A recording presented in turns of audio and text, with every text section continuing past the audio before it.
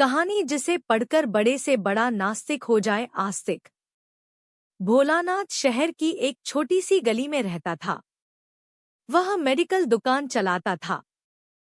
सारी दवाइयों की उसे अच्छी जानकारी थी।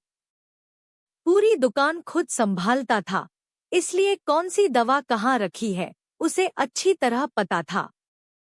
वो पूरी ईमानदारी से अपना काम करता था। ग्राहकों को सही दवा सही दाम पर देता था। सब कुछ अच्छा होने के बाद भी भोलानाथ नास्तिक था। भगवान में उसका जरा भी विश्वास नहीं था।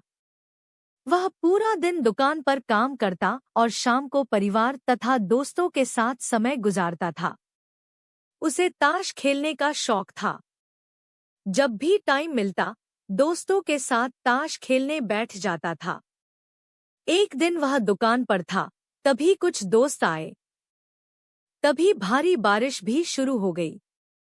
रात हो गई थी, लेकिन सभी बारिश थमने का इंतजार कर रहे थे। बिजली भी चली गई थी। बैठे बैठे क्या करें, सोचा मोमबत्ती की रोशनी में ताश ही खेल लेते हैं। सारे दोस्त दुकान में ताश खेलने बैठ गए। सभी ताश में मगने थे, तभी एक लड़का दौड़ा दौड़ा आया। वह पूरी तरह भीग चुका था।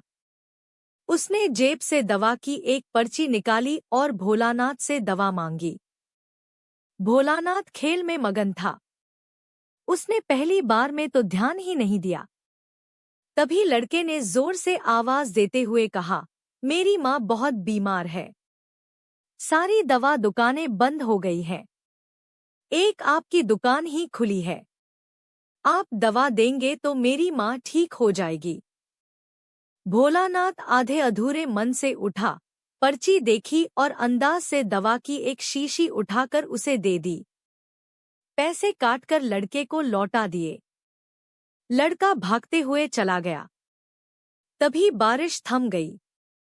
भोलानाथ के दोस्त चले गए और भोलानाथ भी दुकान बंद करने लगा। तभी उसे ध्यान आया कि रोशनी कम होने के कारण उसने गलती से लड़के को चूहे मारने वाली दवा की शीशी दे दी है। भोलानाथ के हाथ पांव फूल गए। उसका दिल जोर जोर से धड़कने लगा। उसकी 10 साल की नेकी पर मानो जैसे ग्रहण लग गया। उस लड़के बारे में वह सोचकर वह तड़पने लगा। सोचा यदि यह दवाई उसने अपनी बीमार माँ को देगा तो वह अवश्य मर जाएगी। लड़का भी बहुत छोटा होने के कारण उस दवाई को तो पढ़ना भी नहीं जानता होगा। एक पल वह अपनी इस भूल को कोसने लगा और ताश खेलने की अपनी आदत को छोड़ने का निश्चय कर लिया, पर यह बात तो बात के बाद देखी जाएगी। अब क्या किया जाए? उस लड़के का पता ठिकाना भी तो वह नहीं जानता। कैसे उस बीमार माँ को बचाया जाए? सच कितना विश्वास था उस लड़के की आंखों में। भोलानाथ को कुछ सूझ नहीं रहा था। घर जाने की उसकी इच्छा अब ठंडी पड़ गई। दुविधा और बेचैनी उसे घेरे हुए था। घबराहट में वह इधर-उधर देखने लगा। पहली बार उसकी नजर दीवार के उस कोने में पड़ी जहां उसके पिता ने जिद करके भगवान श्री कृष्ण की तस्वीर दुकान के उद्घाटन के वक्त लगाई थी। तब पिता ने कहा था, भगवान की भक्ति में बड़ी शक्ति होती है। वह हर जगह व्याप्त है और हमें सदैव अच्छे कार्य करने की प्रेरणा देता है। भोलानाथ को यह सारी बात याद आने लगी। आज उसने इस अद्भुत शक्ति को आजमाना चाहा। उसने कई बार अपने पिता को भगवान की तस्वीर के सामने कर जोड़कर आंखें बंद करते हुए पूछते देखा था। उसने भी आज पहली बार कमरे के कोने में रखी उस धूल भरे कृष्ण की तस्वीर को देखा और आंखें बंद कर दोनों हाथों को जोड़कर वहीं खड़ा हो गया। थोड़ी देर बाद वह छोटा लड़का फिर दुकान में आया। भोलानाथ के पसीने छूटने लगे। वह बहुत अधीर हो उठा। पसीना पोंछते हुए उसने कहा, क्या बात है बेटा, तुम्हें क्या चाहिए? लड़के की आंखों से पानी छलकने लगा। उसने रुकते रुकते कहा, बाबूजी। बाबूजी, माँ को बचाने के लिए मैं दवाई की शीशी लिए भागे जा रहा था। घर के करीब पहुंच भी गया था।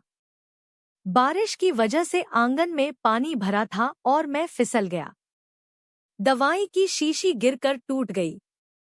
क्या आप मुझे वही दवाई की दूसरी शीशी दे सकते हैं, बाबूजी? लड़के ने उदास होकर पूछा। हाँ, हाँ, क्यों नहीं? भोलानाथ ने राहत की सांस लेते हुए कहा। लो, यह दवाई।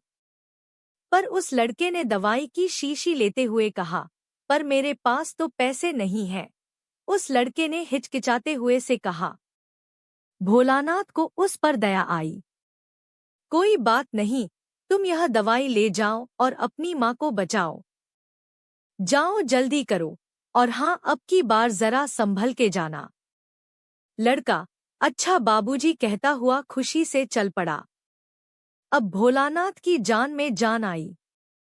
भगवान को धन्यवाद देता हुआ अपने हाथों से उस धूल भरे तस्वीर को लेकर अपनी धोती से पोंछने लगा और अपने सीने से लगा लिया।